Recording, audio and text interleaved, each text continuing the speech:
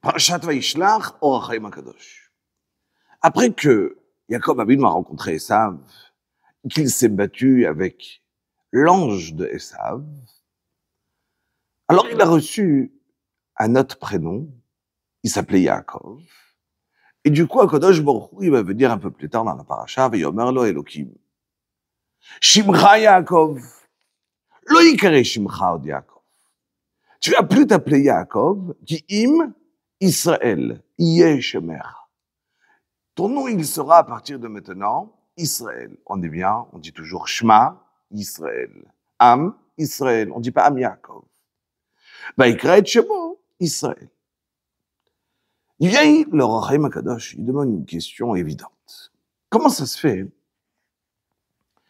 que, plutôt dans les parachiotes, Avram, qui s'appelait Avram au début, après, HaKadosh Baruch Hu est venu, il lui a dit exactement la même phrase.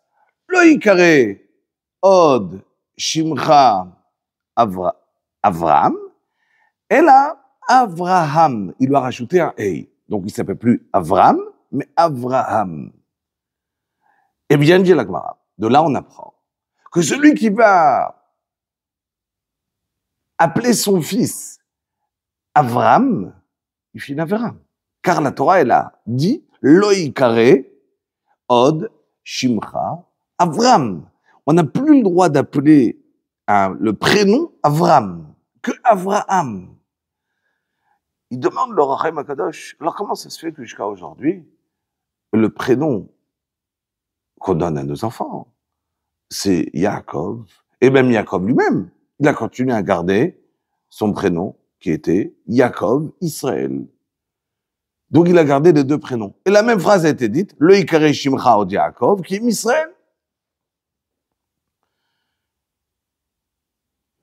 Deux explications du Or HaChaim HaKadosh. Premièrement, l'explication qui est ramenée en vérité dans le Farshim, dans le Gemara, que plus tard dans les Psukim, HaKadosh Baruch Hu lui-même va écrire, encore une fois, le prénom de Yaakov dans la Torah. Donc on prouve d'ici que Yaakov est resté, c'était juste rajouté Israël.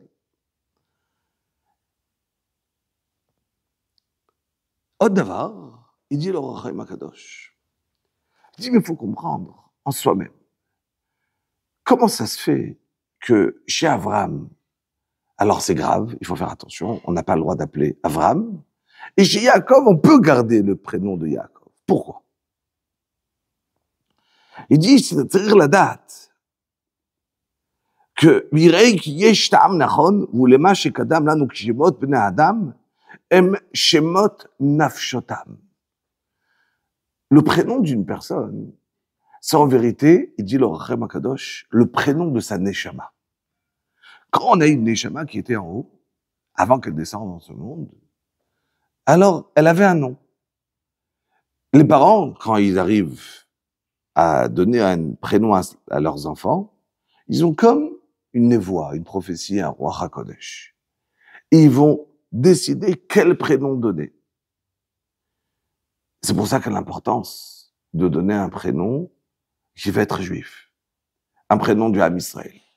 Car si on n'écoute pas en vérité, on ne veut pas écouter ce roi HaKodesh, on ne veut pas écouter ce que HaKadosh Baruch Hu il essaie de mettre aux parents, et on donne des prénoms qui seront différents,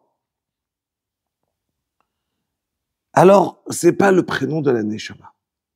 Une parenthèse, encore juste cette semaine, je lisais, au nom de Rav Moshe Ishterenbourg, quelqu'un est venu lui demander, il lui a dit, Rav, je fais des tfilotes, HaKadosh Baruch Hu, j'arrête pas de prier, et je sens que la prière, elle n'est pas exaucée. Il lui a dit, le Rav, tu n'as pas de prénom juif. Un prénom d'une personne, c'est le prénom de sa neshama.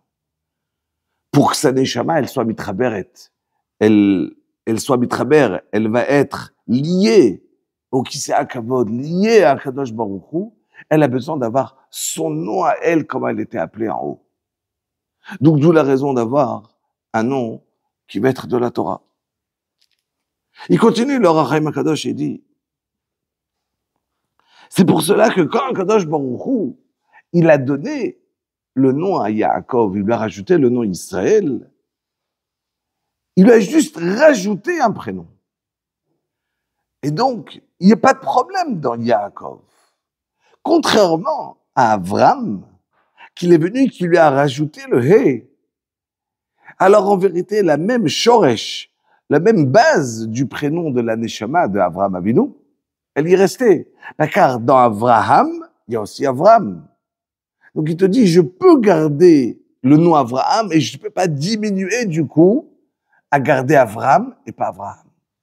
Et il continue cette phrase, ce mot qui va être du Rachem HaKadosh, quand il finit des choses qui sont plus haut que ce qu'on peut comprendre, qui nous donnent juste un tam, un petit goût à comprendre, à goûter. Il continue toujours ve'aven, ça veut dire et comprend, ça veut dire qu'en vérité, tu sais que tu comprends rien. Car parler en vérité des Neshamot, parler de le nom d'un Neshama, qu'est-ce que ça veut dire? C'est juste un tam qu'on peut avoir du Rachem HaKadosh. Shabbat Shalom.